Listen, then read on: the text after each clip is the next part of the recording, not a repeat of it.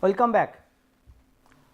So, we are basically discussing several strategies for a given target molecule based on transformation based approach, starting material and substrate based approach. Talked about many transformations. Today, we are going to discuss about some unusual transformations, but let us first formulate what is the target structure given to you. I am saying I will give you a target molecule whose structure is this. This is basically a methyl group, the stereo center was not specified. You are having a CH2, CH2, 2 CH2, then you are having a alkyne functionality, CH2, CH2 alkyne. This is the target molecule. The starting material was given to you. The starting material was given to you. The starting material was a bicyclic compound, this one starting material. Okay. Now, if you count the number of carbon for target molecules 1, 2, 3, 4, 5, 6, the rest of the parties remain same. So, this is also 6 member. So, only thing is from this starting material to target, this particular bond, not this, basically the cleavage usually takes place here,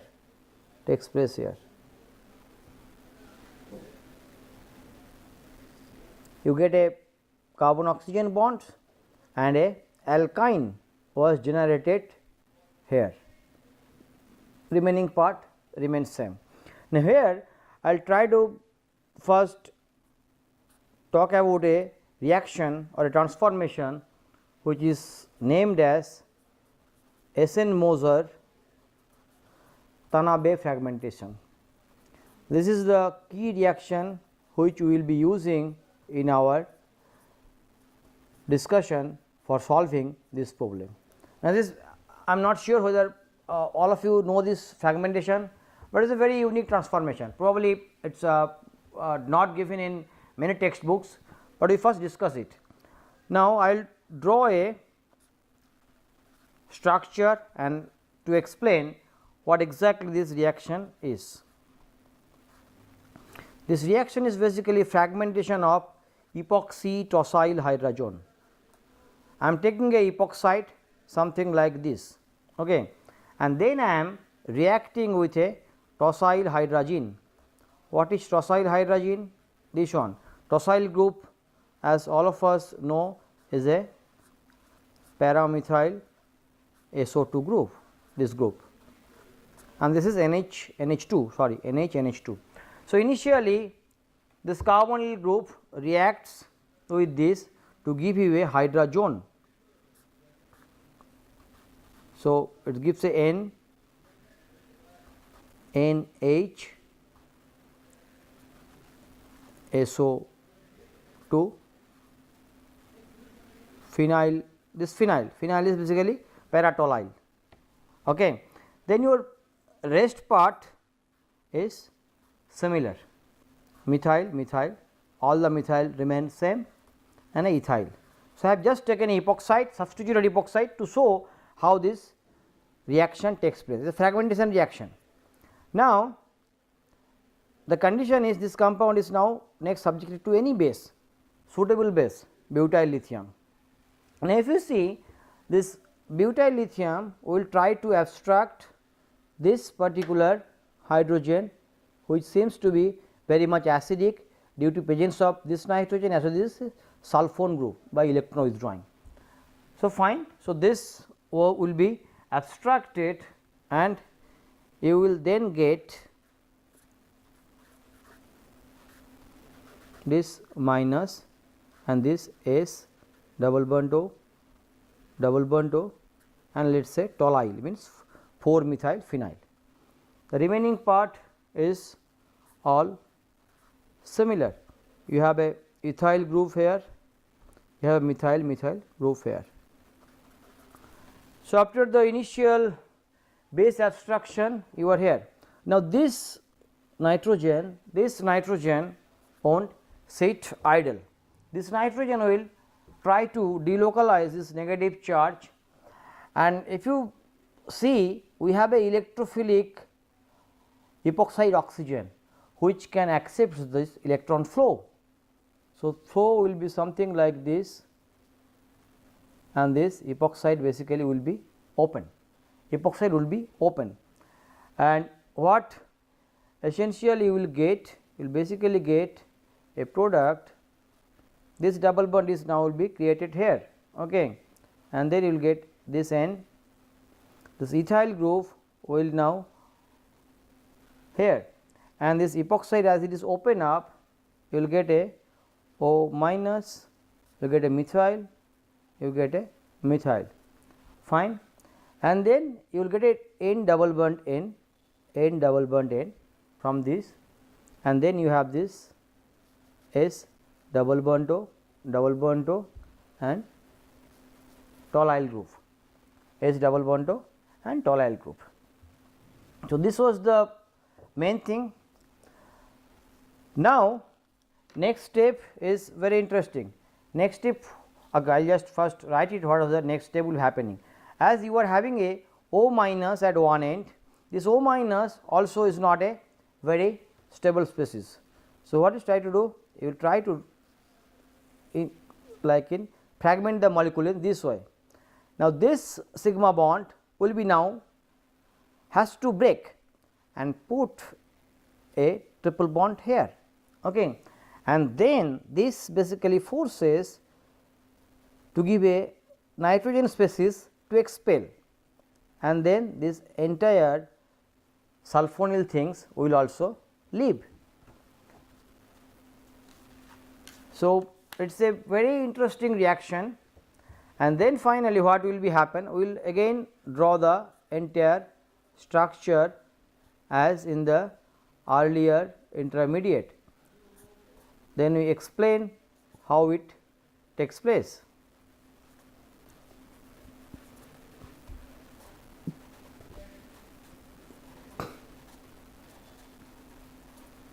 So, this is your thing.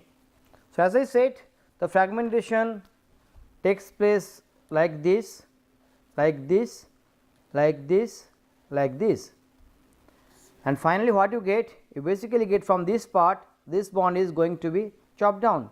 You basically get acetone. Acetone is this, you get acetone, okay, and then you are getting a alkyne here. So, alkyne means you are basically getting Et, and then you are getting a nitrogen as a gas, and then you are also getting this toluene sulfonyl thing, probably as a OH minus. So, the entire thing is a unique fragmentation reaction, which will basically give you a alkyne as a main compound. Now, if you go back to the initial starting material, what we have initially drawn to explain the reaction mechanism, the starting material is this. After the fragmentation, what it gives? It basically gives a alkyne and a acetone. So, basically you get a PHC CET, you get a triple bond here, and this entire part is basically fragmented out as acetone. So, this was the main reaction. Now, in coming to present context, we have to see what is the target molecule and what was the main thing. Now, see the target molecule. The target molecule I am again drawing it from you, drawing it for you. The target molecule is basically a cyclohexanone based compound,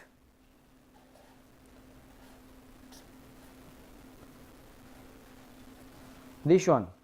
The starting material was given to you a bicyclic ketone. this one. So, this reaction is basically nothing, you need to use a intramolecular version of SN-Moser fragmentation. So, first what you need to do, you need to prepare the epoxide. Now, here is a very useful reaction, how you can make epoxide of an electron deficient bond. This bond is linked with a carbonyl compound. So, electron deficient oxygen bond, and MCPBA, the reagent for epoxidation of your olefinic double bond, is also electron deficient. So, how a electron deficient reagent can react to a electron deficient olefin? In principle, it is very difficult. Okay. So, in this case you are using a nucleophilic oxidizing agent, and usually this is not an oxidizing agent, it works in a different way. If you use hydrogen peroxide with sodium hydroxide, you are basically generating a hydroperoxide anion, and this hydroperoxide anion basically attacks in a Michael fashion here to give you, probably all of you know it, but still I am explaining it.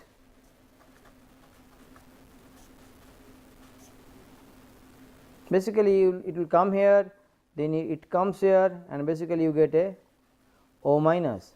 So, O minus backfires, then this things comes attack here, and you get the corresponding epoxide. Now, so epoxide we need because we have to do a intramolecular SN-Moser fragmentation. Now, subject this compound to react with tosyl hydrogen NH2, and you will basically get a double bond NTS. The epoxide is here. Okay. So, the mechanism basically now goes in similar way, and only thing is you basically fragment this part out of this thing, out of this molecule, and the fragmentation takes place, you generate this ketone, and this end will be your alkyne, this end will be your alkyne. So, now you get this ketone from this epoxide thing. Epoxide acts as the electron sink, it can receive the electron which was initially generated at this NHTS at this end. This methyl group remains here, and then you get this as a alkyne. This alkyne is the main product. So, until and unless you know this SN-Moser fragmentation or SN-Moser-Tanabe fragmentation, this whole problem will be very difficult to solve. That is what I am telling this. You need to know couple of very interesting transformation, and this SN-Moser-Tanabe fragmentation is one of the transformation which you can think of using it through a series of similar kind of reaction, but the reactions are very compact. You take a ketone, alpha beta unsaturated ketone, make the corresponding epoxide through a nucleophilic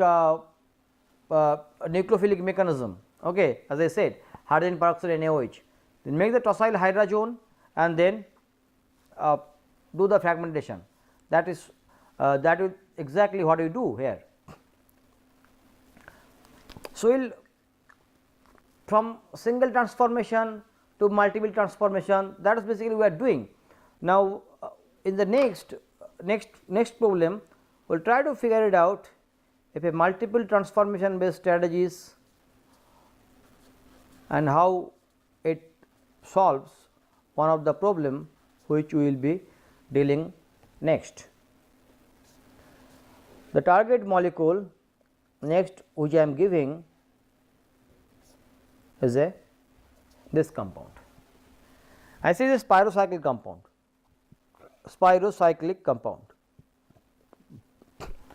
6 member ring switch to the cyclobutanone, 6 and 4 member ring. Okay. The target molecule. Now, in principle you can solve it through many pathways. The transformation which we will be now pointing out is basically known to you. It's basically known to you. The transformation is basically named as Manual rearrangement. Manual rearrangement. Now, how it happens? Probably all of you know. As I said, if you have this kind of epoxide compound which is unsymmetrical, in the retro quiz we solved this manual rearrangement puzzle by using a symmetrical epoxide. Now, say this epoxide we are subjecting it to Lewis acid. It will have completely different pathway than the symmetrical epoxide, but initially the coordination is there. It is fine.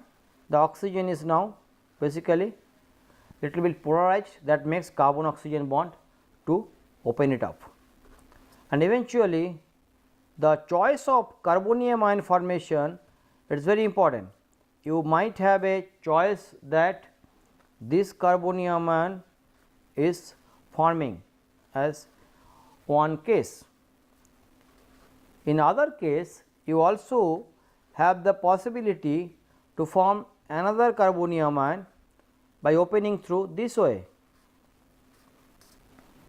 and in this case you will basically forming this carbonium ion.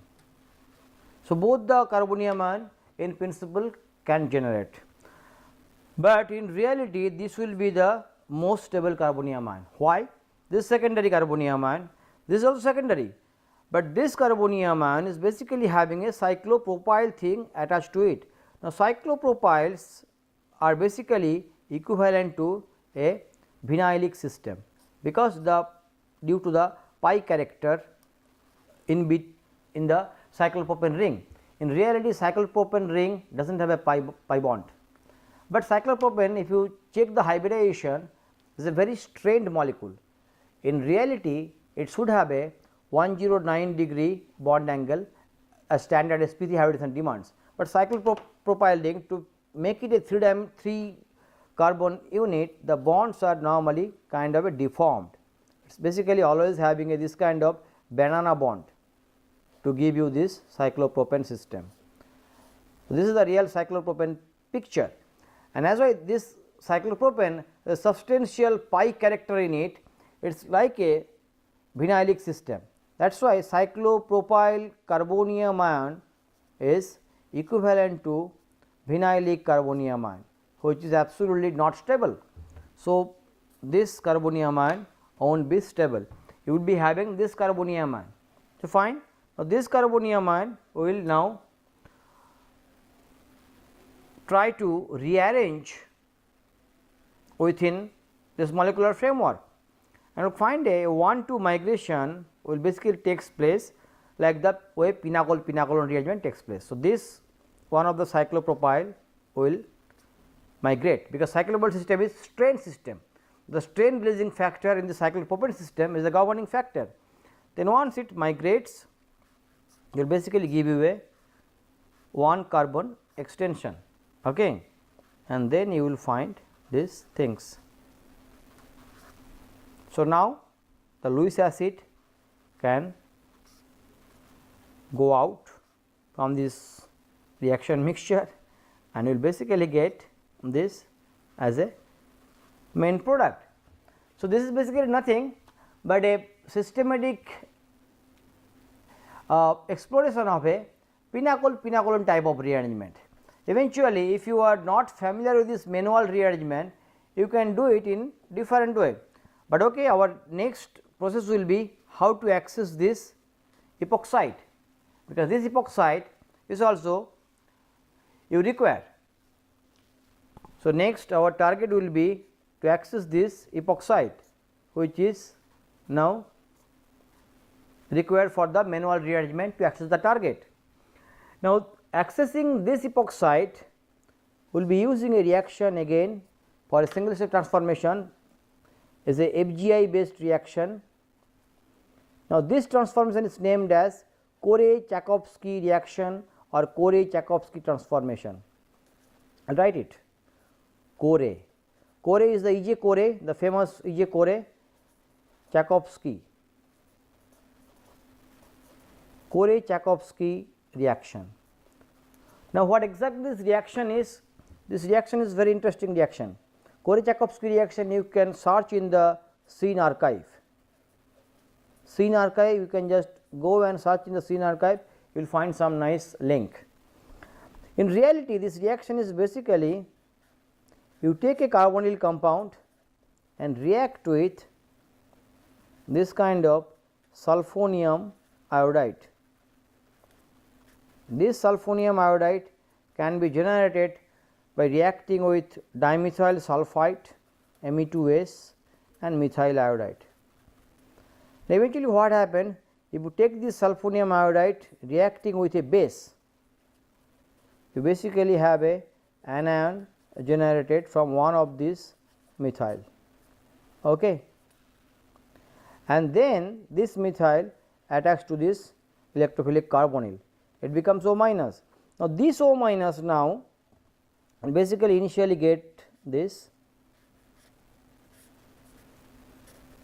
O minus CH2 S plus methyl. Now, this O minus now attack intramolecular SN2 fashion to this carbon sulfur bond to release this dimethyl sulfite and will give you a epoxide. This is a one way of epoxide synthesis through exploration of Korsakoffsky reaction. Now, here we will be using a similar kind of Korsakoffsky reaction if you having a sulfur based reagent which is commercially available. Anyway, nevertheless, if you are not familiar with Korsakoffsky reaction, that also you can do. So, you take this compound, react with a base. Now, this compound on reacting with base, put a minus here, S plus PH2 BF4 minus, cyclohexanone is here, okay. So, minus comes here, go, this O minus when backfires it attacks to the sulfur, okay.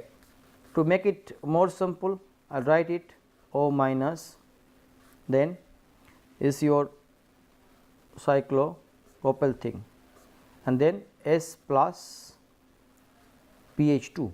So, now this O minus attacks here and get rid of this diphenyl sulfite, you get the corresponding epoxy species. Now, this epoxy species you have to use it in this manual rearrangement. As I said, eventually if you are not familiar with this Korsakoffsky reaction, you can still do it, you take this cyclohexyl thing, you can do a Wittig reaction by taking this cyclopropyl bromide reacting with this triphenyl phosphine to get the corresponding P plus PH3 Br minus. So, the Wittig salt, okay. Then next you react this Wittig salt with the cyclohexanone to get the corresponding, this is very simple, okay. Now, these things you can next react with MCPBA, that will give you this epoxide. So, this is one way you can get the epoxide, fine. There are other ways. You can, if you do a dihydroxylation reaction, that also will give you the target molecule through a pinacol-pinacolone rearrangement. So, now you do a pinacol-pinacolone rearrangement. Remember the retro quiz, we talked about pinacol-pinacolone rearrangement, okay. So, first the most stable carbonium ion will be generated here. So, initially you will basically generate a carbonium ion here, this OH and these things. Now, 1,2 migration will takes place. This 1,2 migration will basically takes place, this 1,2 migration, and this 1,2 migration will basically give you a 4 member ring. Ring expanded things with a OH and is positive. Now, this will lose the H plus to give you the desired target molecule. So, now you check entire pathway. There are independent ways we have explained. So, we said you have a starting material, just trying to recapitulate the whole thing. Starting material, the product which was desired is something like this. So, I said route 1, we have talked about Corey-Chaykovsky reaction plus manual rearrangement. That was one of the nice way, and if you know both the reaction you can explore it, and in the way you learned a new reaction called Corey-Chaykovsky reaction. Route 2, you do a Wittig reaction with this corresponding triphenyl phosphine based cyclopentane based halide and then a manual rearrangement. Route 3, you do a Wittig, then you do a osmium tetroxide mediated dihydroxylation,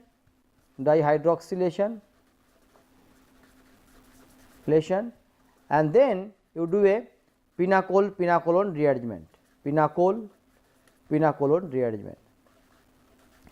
So, in principle all these 3 pathway you can basically try, but probably this reaction Corey-Chaykovsky reaction was not known to you. If you know the Corey-Chaykovsky reaction, then basically you can design this 3 pathway. If your supervisor or if your teacher asks this problem, you can basically design 3 different pathway, provided that you know this Corey-Chaykovsky reaction. If you do not know, do not worry, you pick up this Wittig reaction pathway or Wittig as well as osmium tetroxide mediated dihydroxylation pathway, and then pinacol. So, as I said, the choice is yours, but you have to pen down many suitably or logically driven approaches, and out of that, depending on your resources, depending on the steps, depending on the yields, you can choose the best possible pathways. So, that should be your main approach, and next week also we will try to discuss further more strategies, more problems, more transformation. Till then, have a good time. Goodbye.